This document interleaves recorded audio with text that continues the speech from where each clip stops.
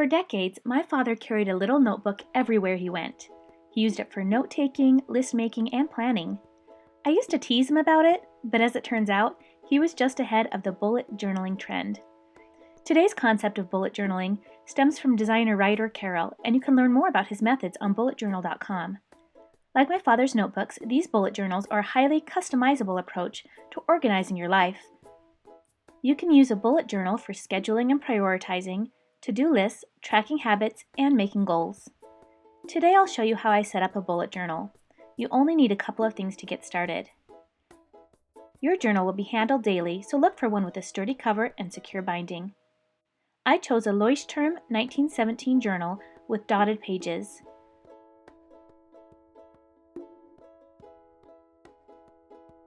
You'll also need some good pens.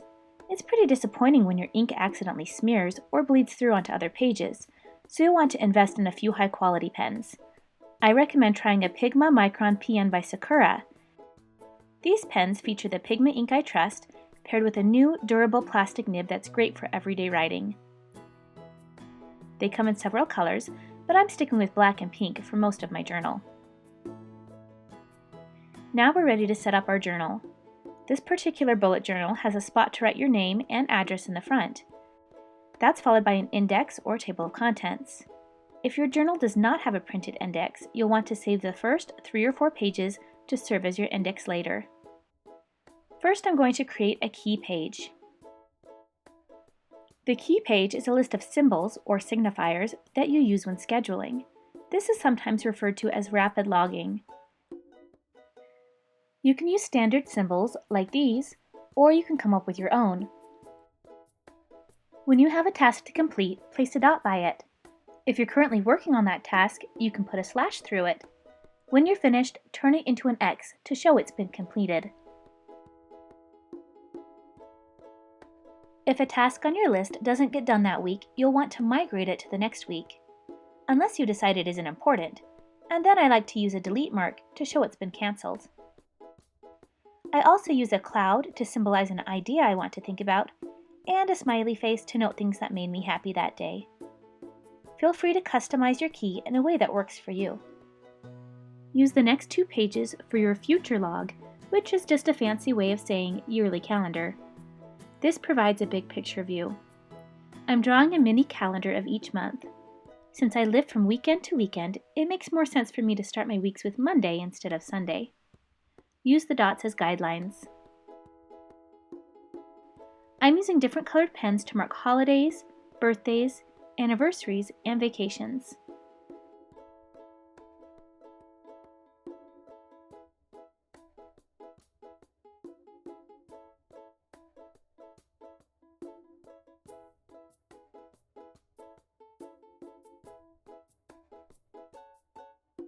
I'm also writing a list that references each marked date.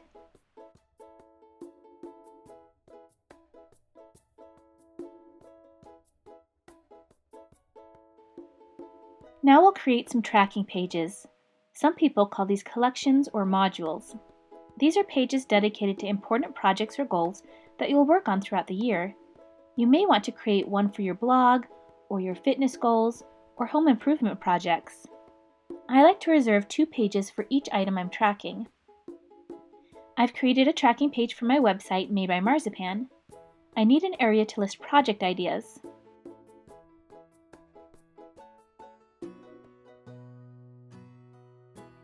I recently finished this weighted blanket tutorial, so I can turn that dot into an X.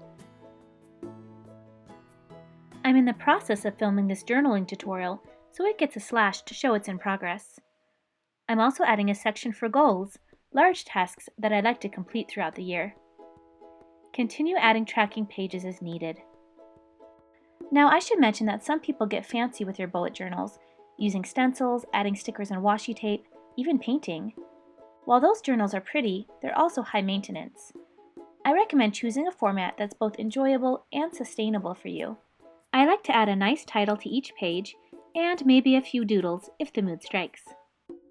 I'm jumping straight to my weekly logs next. Some people like to add a monthly log first, but I found that between my future log and my weekly logs, I didn't really need one. The weekly log is where I write my daily to-do lists. I'm dividing the page into 7 equal rows. It's helpful to count the dots when doing this.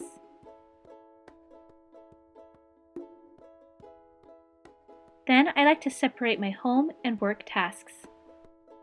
On the opposite page, I'm including a little calendar that highlights the current week.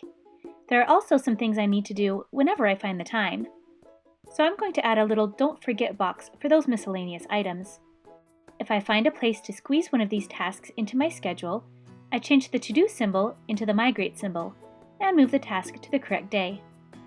Any tasks I don't complete this week will be migrated to the following week or cancelled. I'm also adding a shopping list and menu. However, you may want to use this space to track your exercise, sleeping, or spending habits. Now we can go back and create our index or table of contents. Remember that your bullet journal should be flexible enough to work around your life. It's okay to add other tracking pages in the middle of the book or to change the format of your weekly logs. I hope you enjoyed seeing how I set up my bullet journal. But remember, a bullet journal is meant to work around your life, not complicate it. So if an aspect of your journal isn't quite working for you, change it up. Make it your own and it will become a valuable tool for organizing your life. To learn more about the Pigma Micron PN pens I used, visit my sponsor, sakuraofamerica.com. For hundreds more tutorials, visit my website, madebymarzipan.com. Try this at home.